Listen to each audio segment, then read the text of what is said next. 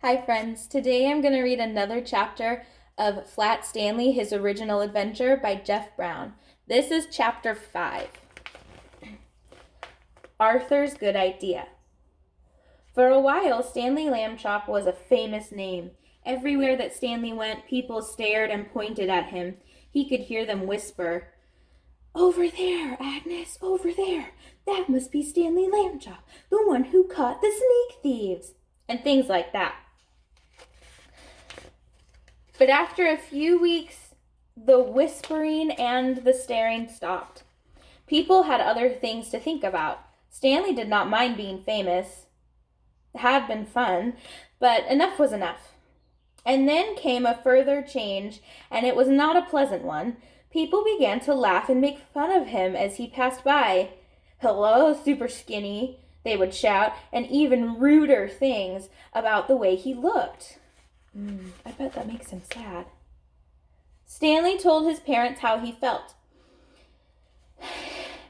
"It's the other kids I mostly mind," he said. "They don't like me anymore because I'm different.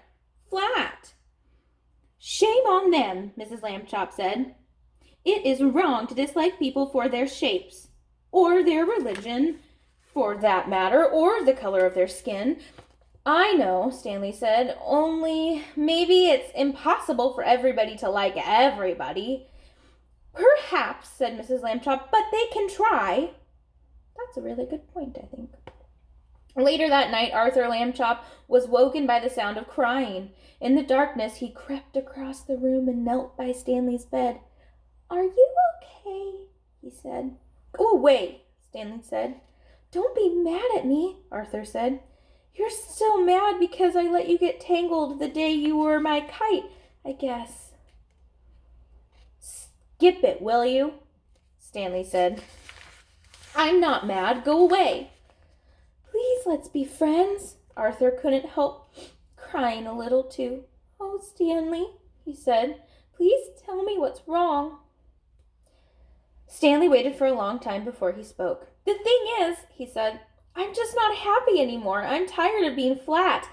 I want to be a regular shape again, like other people, but I'll have to go on being flat forever. It makes me sick."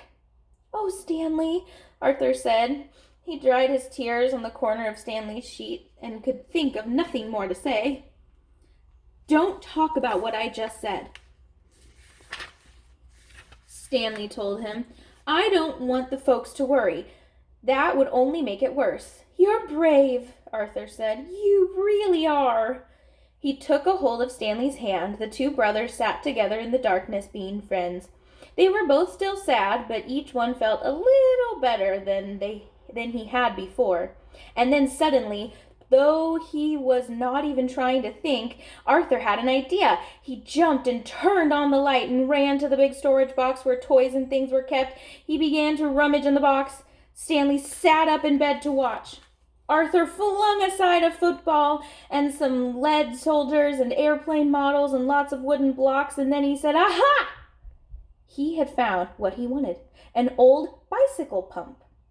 He held it up and Stanley and he looked at each other. "Okay," Stanley said at last, "but take it easy." He put the end of the long pump hose in his mouth and clamped his lips tightly around it so that no air could escape. "I'll go slowly," Arthur said. "If it hurts or anything, wiggle your hand at me." He began to pump. At first nothing happened except that Stanley's cheeks bulged a bit. Arthur watched his hand, but there was no wiggle signal, so he pumped on. Then suddenly Stanley's top half began to swell. "It's working," shouted Arthur, pumping away. Stanley spread his arms so that air could get around inside him more easily. He got bigger and bigger. The buttons of his pajama top burst off. Pop, pop, pop. A moment more, and he was all rounded out. Head and body, arms and legs, but not his right foot.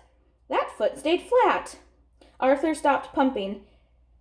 "It's like trying to do the very last bit of those long balloons," he said. "Maybe a shake would help."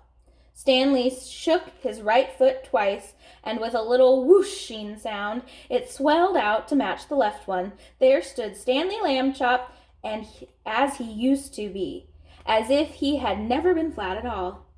Thank you, Arthur, Stanley said. Thank you very much.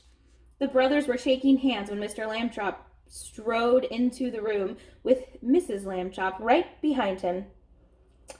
We heard you, said Mr. Lambchop.